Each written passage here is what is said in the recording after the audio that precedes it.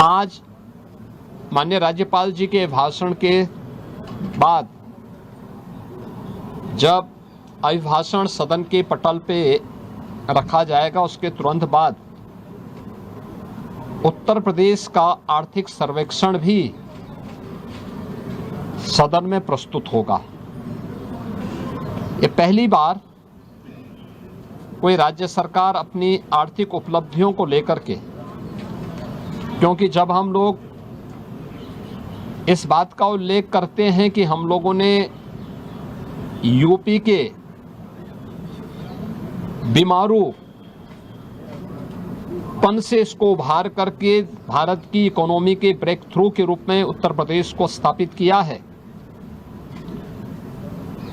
तो उन सभी कारकों को और उत्तर प्रदेश की इस आर्थिक उन्नयन की इस यात्रा को भी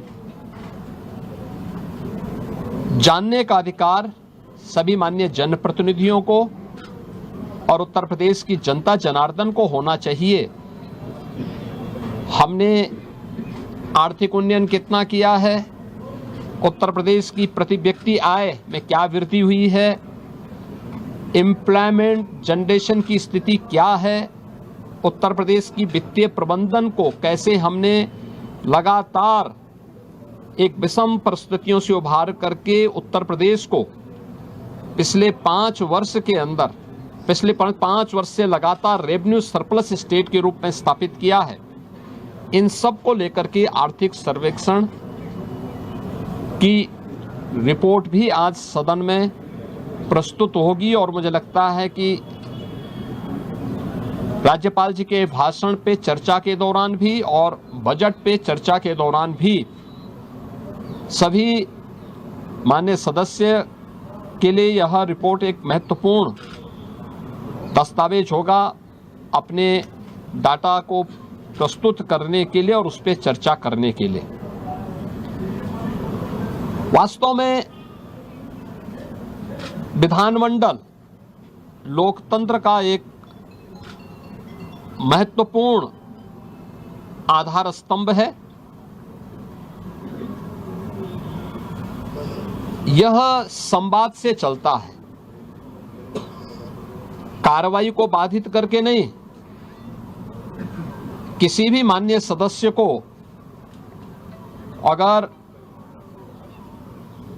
कोई मुद्दा उठाना है तो कार्रवाई को बाधित करने से वह एक प्रकार से जिन मुद्दों को की ओर ध्यान आकर्षित करना चाहता है उन मुद्दों पे को डाइल्यूट करने का प्रयास कर रहा है। हम लोगों ने बार बार कहा है कि सरकार संवाद से समस्या का समाधान पर विश्वास करती है। सरकार हर मुद्दे पे चर्चा परिचर्चा करने को तैयार है। हर एक माननीय सदस्य के बहुमूल्य सुझावों को स्वीकार करने को तैयार है, उस पर चर्चा करके और जो भी राज्य के हित में आवश्यक है उस प्रकार का कदम उठाने के लिए तत्पर है, तैयार है। लेकिन कार्रवाई को बाधित न किया जाए, अनावश्यक शोरगुल से बचा जाए। यद्यपि पिछले 9 वर्ष के अंदर उत्तर प्रदेश विधान मंडल में कार्रवाई के नए कीर्तिमान स्थापित हुए हैं और हम विश्वास करेंगे कि बजट सत्र जिस पर पूरे प्रदेश की और देश की भी निगाहें होंगी, इस बजट सत्र को इन 2 महत्वपूर्ण सरकारी कार्यों के साथ ही तमाम प्रकार के विधायी कार्यों को माननीय सदस्यों के अपने महत्वपूर्ण मुद्दों को भी उठाने का एक मंच बनेगा। इस विश्वास के साथ मैं बजट सत्र के अवसर पर विधानमंडल के सभी माननीय सदस्यों का और इस पूरी प्रक्रिया को सुचारू रूप से संपन्न करने के लिए विधानमंडल से जुड़े हुए जो हमारे अधिकारीगण हैं उन सब का भी, आप सभी का भी मैं हृदय से अभिनंदन करता हूं और विश्वास करता हूं कि बजट सत्र उत्तर प्रदेश के विकास की इस स्पीड को और तीव्र करने में एक बड़ी भूमिका का निर्वहन करेगा। मेरा सभी पक्षों के माननीय सदस्यों से अपील होगी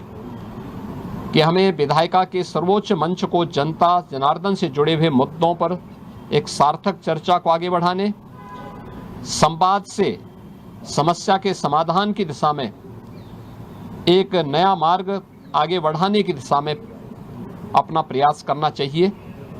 मैं सभी माननीय सदस्यों का बजट सत्र के अवसर पर,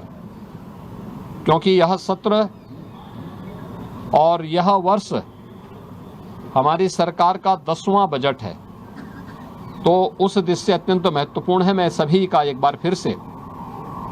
सबका स्वागत करता हूं। हमसे जुड़े रहने के लिए हमारे YouTube चैनल को सब्सक्राइब करें और नई वीडियो की नोटिफिकेशन के लिए बेल आइकॉन को दबाएं। अगर आप ये वीडियो Facebook पर देख रहे हैं तो लाइक जरूर करें और ज्यादा से ज्यादा शेयर करें। धन्यवाद।